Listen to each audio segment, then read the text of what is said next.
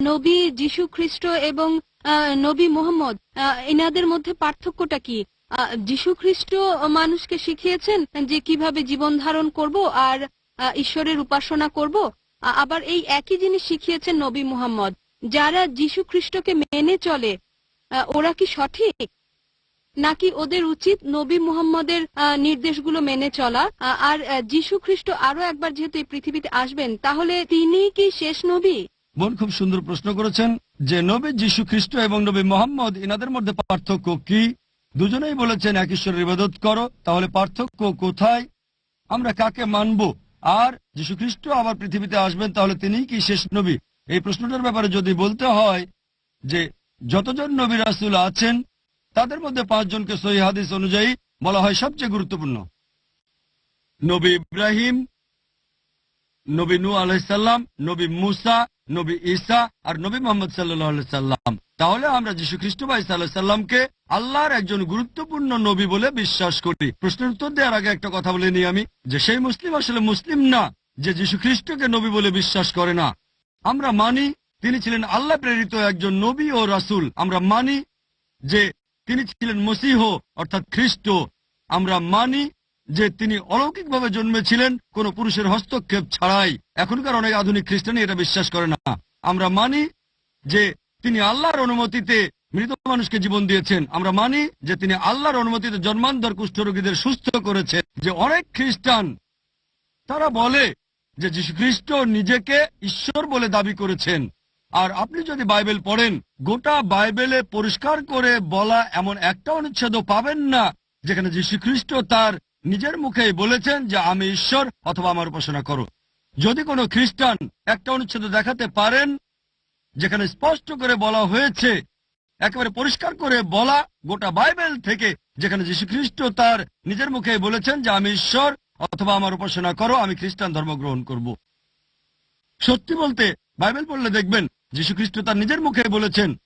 এটা আছে gospel of John অধ্যায় নম্বর 14 অনুচ্ছেদ 28, আমার পিতা আমার চেয়ে মহান। গসপেল অফ জন অধ্যায় নম্বর 10 অনুচ্ছেদ 29, আমার পিতা সবার চেয়ে মহান। গসপেল অফ ম্যাথিউ অধ্যায় নম্বর 12 অনুচ্ছেদ 28, আমি ঈশ্বরের আঙ্গুলের সাহায্যে শয়তানকে তাড়িয়ে দেই। গসপেল অফ লুক অধ্যায় নম্বর 11 অনুচ্ছেদ 20, আমি ঈশ্বরের আত্মার সাহায্যে শয়তানকে তাড়িয়ে দেই। গসপেল অফ জন অধ্যায় নম্বর 5 অনুচ্ছেদ 30, আমি নিজ থেকে কিছু করতে পারি না, আমি যেমন শুনি তেমন বিচার করি, আর আমার বিচার ন্যায্য, কারণ আমি নিজের থেকে কিছু করি না, পিতার ইচ্ছা পূরণ করি।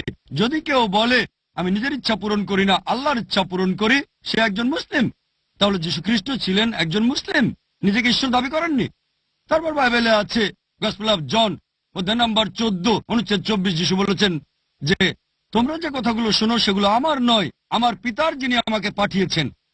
তারপর গসপেল অফ জন অধ্যায় 17 অনুচ্ছেদ 3, যিশু নিজের মুখে বলেছেন এ হচ্ছে অনন্ত জীবন, যাতে তোমরা জানতে পারো ঈশ্বরকে বলে একজন আর যীশু খ্রিস্টকে যাকে তিনি পাঠিয়েছেন। এরপর আছে বুক অব অ্যাক্টসে অধ্যায় নম্বর 2 অনুচ্ছেদ 22, হে ইসরায়েলবাসী মন দিয়ে শোনো, নাজারেথ শহরের যিশু তোমাদের মধ্যে ঈশ্বর অনুমোদিত একজন মানুষ, তিনি অনেক অলৌকিক কাজ করে দেখাবেন, ঈশ্বর তাকে দিয়ে করাবেন আর তোমরা তার সাক্ষী। ঈশ্বর অনুমোদিত একজন মানুষ তোমাদের মাঝে, তিনি অনেক অলৌকিক কাজ করে দেখাবেন, তাকে ঈশ্বর করাবেন, তোমরা তার সাক্ষী। তাহলে যীশু খ্রিস্ট সাল্লাল্লাহু আলাইহি সাল্লাম আল্লাহর খুব গুরুত্বপূর্ণ একজন নবী ও রাসূল, তবে তিনি আল্লাহ নন। আর যদি তাকে অনুসরণ করতে চান, এ কথাটা আগে বলেছি যে গসপেল অফ জন অধ্যায় 16 অনুচ্ছেদ 12 থেকে 14, যিশু বলেছেন আমি তোমাদের অনেক কথা বলতে চাই, কিন্তু সেগুলো এখন সহ্য করতে পারবে না, কারণ যখন সত্যের আত্মা আসবেন তিনি তোমাদের সত্যের পথে নিয়ে যাবেন। তার মানে যদি আপনি সত্যি যীশু খ্রিস্ট সাল্লাল্লাহু আলাইহি সাল্লামকে মেনে চলেন, এক ঈশ্বরকে বিশ্বাসের পাশাপাশি, তাহলে আরো মেনে চলবেন সর্বশেষ চূড়ান্ত নবী মুহাম্মদ সাল্লাল্লাহু আলাইহি সাল্লামকে।